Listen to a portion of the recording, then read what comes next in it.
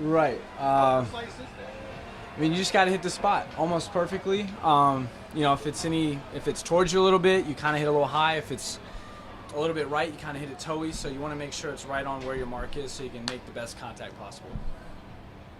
So, it's head to head. They're both doing a great job. So they're both right here. Does that get in your head at all when you do, if something happens during the game and you have to change to the second?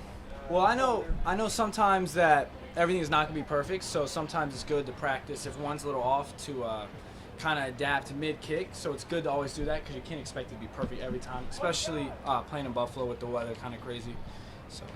Did you have any other puncher competitions while you were in college? Yeah. Where you've been through this? Yeah, no, in college I had 3 different holders. I had to work with each holder each summer, so I'm fairly accustomed to it. And but these guys are pros. You know, they're here for a reason, so they're pretty easy to get along with, pretty easy going. Is there anything you take from those days of like, I remember last time yeah. I went through this, I watched you for this? Yeah, you know, don't be. I mean, be critical on them, but just be aware that it might not be perfect the first time, and you just have to be lenient with them, and then keep working and working. Eventually, it'll get to where you want to get, where you want it to be. Tyler, what do you remember about your situation a couple years ago? Because it is kind of similar to, you know, right. Being drafted, coming in, going against a veteran, trying to make a name for yourself. Yeah, you just got to go in and focus on what you have to do. You don't want to worry about what the other guy's doing, because at the end of the day, you can't control what he's doing. So just control what you can control, and you know, if you do that, then everything should work out. But it's a little different navigating it now to where it's the punters instead of the kickers. So yeah, it's pretty cool to navigate.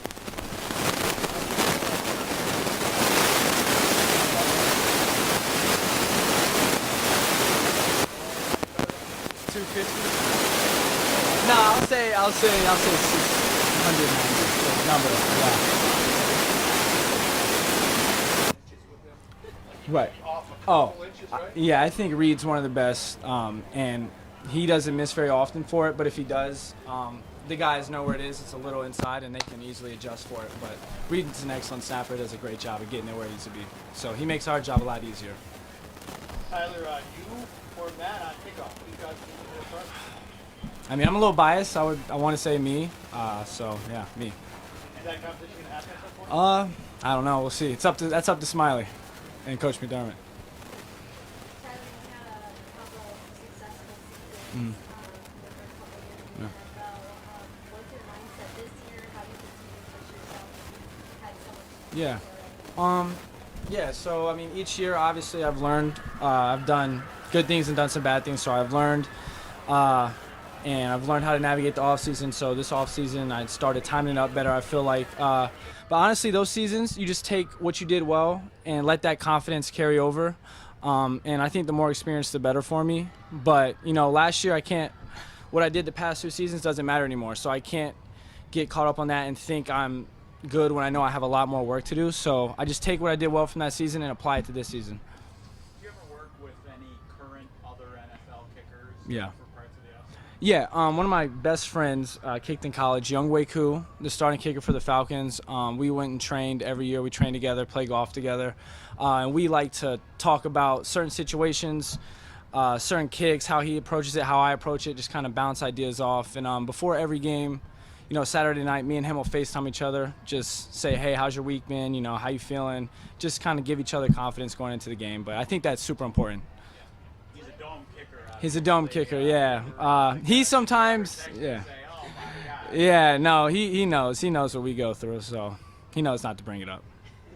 What does training in the off-season look like for a kicker? I mean, it's a big Yeah. You got to work out the same. Obviously, you got to really, I think in the off-season workouts, you're doing heavier weight because you don't have to kick on Saturdays or Sundays. So you just really push yourself to get as strong as you can be. And then you don't want to kick too much. I would say kick twice a week, maybe 3 times a week. But, yeah, just get strong, kick to where you're not over-kicking, to when you get to the season, you're not having to get strong, you're already strong, and you just kind of maintain that and kind of dial in your field goal kicking and kickoffs even more. Yeah. The older I get, the easier it is for me not to overkick, but the younger I was just kicking a lot. And when you start kicking a lot, you start getting fatigued, and then you start creating bad habits. So you have to know the cutoff, and that just comes with experience. Cool. Thank you guys. Appreciate it.